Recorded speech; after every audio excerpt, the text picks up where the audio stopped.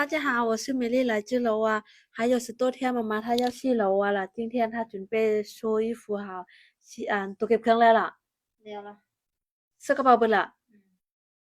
มสองอันเลยไปเบิ่งเครื่องเบิดหรือวะ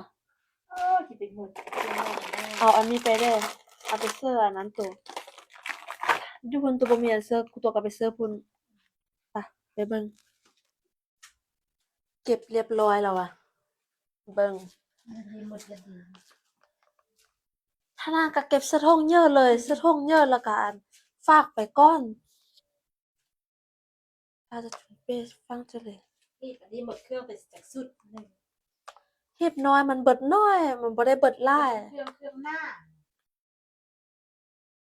那装放那个大包一点，递过去。这个到那天了，拿这个小包这个拉过去就行了。นี่แม่เก็บเสื้อนี่เสื้อเต็มนี่อันนี้ว่ากันเอาอันนั้นออกล่ะเอาผ้าห่มออกเก็บแล้วก็เสื้อนี่เครื่องเด้อสำคัญเด้อตัวเก็บเบิดละซะหมดเท่านี้เครื่องอันนี้นี่ตัวเก็บตัวจะเอาเสื้อนักเสื้อแก้น้ำเมือนำเครื่องที่ตัวเก็บอันกล่องอยู่นี่กับอันอยู่แก้น้ำเสื้อนี่ที่เบิดบ่ยูเป็นว่าคือกับชีวิตเอออันนี้ก็ตึงเบิดแล้ว这个也是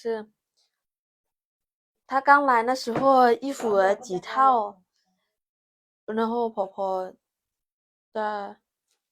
有给他อันนี้มันเครื่องนุ่งกันหมดอันนี้เครื่องตัวเบิดอืมอันนั้นอันจะมาแล้ว这个他说好他要